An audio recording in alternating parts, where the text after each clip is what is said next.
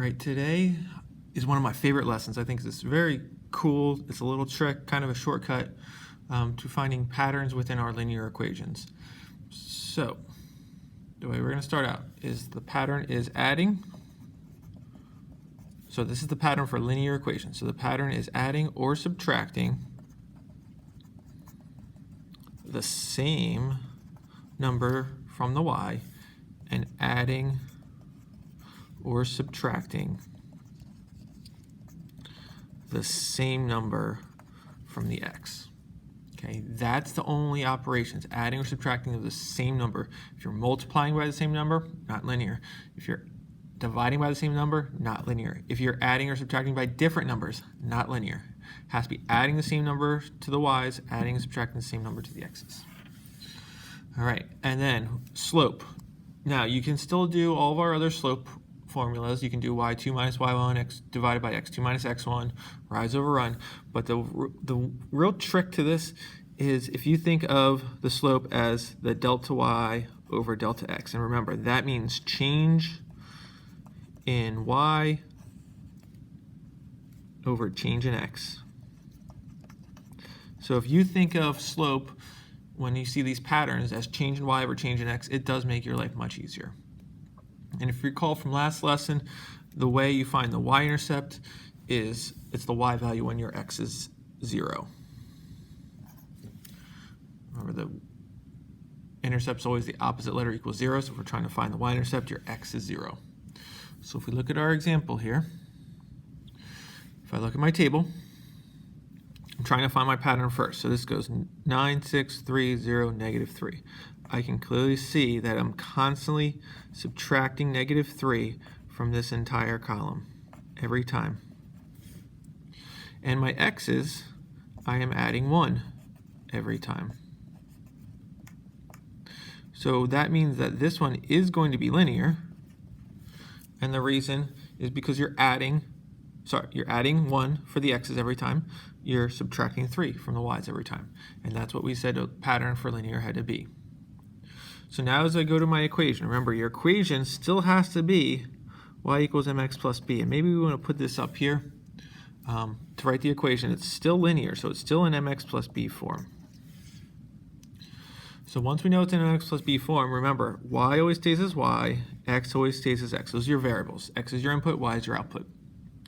But the way we find our slope, remember, is now the delta y, the change in y over change in x. So how are the y's changing? We're subtracting 3. How are the x's changing? We're adding 1. So that means our slope would be negative 3 over 1, or negative 3.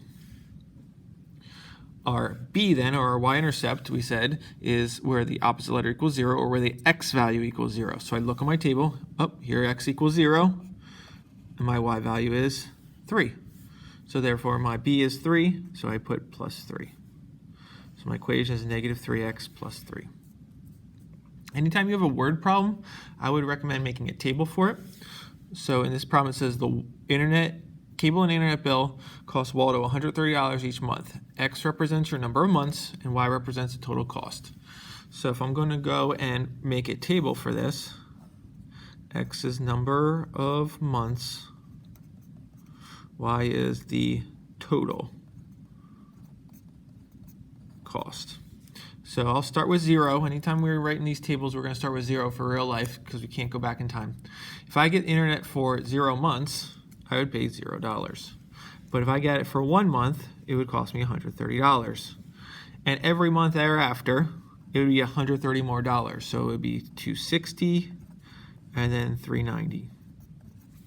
So as I look at my Y column, I can see that I'm adding $130. Plus 130, plus 130. In my x column, I'm adding 1 every time. So, yes, this is going to be linear because I'm constantly adding 130 to y's, constantly adding 1 to the x's. And so when I go to write my equation, my y stays as y, my x stays as x. I go for my slope is change in y over change in x. So my change in y is 130. My change in x is 1. So my slope is just 130.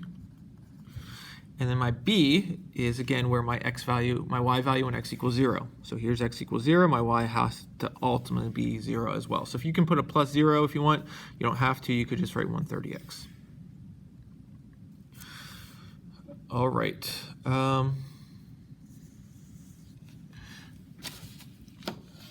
I would like you to try these 4 on your own.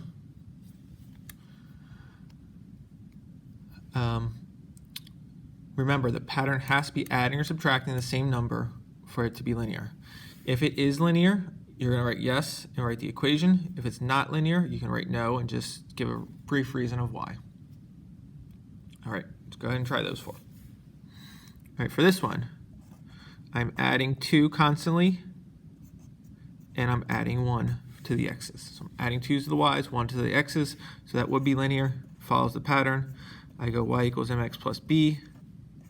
My slope is my change in y over my change in x, so my change in y is 2. My change in x is 1, so my slope is 2. My b value would be the y value when x equals 0, which is 3. If we look at example 2, the x's I'm adding 1, but now I'm going from 2 to 3, so I could be adding 4, but if I add 4 to 6, then I get 10. That's not right. 2 times 3 is 6, times 3 is 18, times 3 is 54. So my pattern is times 3 here. So I do have a pattern, but is that a linear pattern? No, it is not, because the pattern for linear has to be adding, subtracting, and this pattern is multiplying. So we're just going to write because the y's are multiplied by 3. All right, now we have some word problems. So it says the grocery store, groceries cost $60 per week. X is the number of weeks and Y is the total cost. So again, we're gonna make a table. I'll make a table down on the bottom. So if I bought groceries, so this is weeks, total. If I was buying groceries, it'd be 0, 1, 2, 3 weeks. So if I bought 0 weeks worth of groceries, it would cost me $0. 1 week would be 60. I'd add another 60 for the next one, 120, another 60, 180. So I'm constantly adding 60 to the y's, constantly adding 1 to the x's. So this is linear pattern, yes. And my equation would be y equals my slope, 60 divided by 1, change in y over change in x, so 60x, and my y-intercept is 0. So just y equals 60x. The last one's a little tricky. It says David eats 100 M&Ms. He eats half of the M&Ms that are in the jar each day. So at day 0, he starts with 100. He eats half of them after 1 day. So half of 100 is 50. He then eats half again. Half of 50 is 25. He then eats half again. Half of 25 is 12.5. And it keeps eating half every day. So are we adding? We're adding 1 to the x's every time. But here, we're actually dividing by 2 or multiplying by a half. So again, linear patterns are not multiplication. They have to be addition, subtraction of the same number. So this would be no, because we can say multiply by 1/2. All right, hope you found this shortcut as exciting as I do, because I think it's a nice, easy way to find equations and kind of a trick. Enjoy.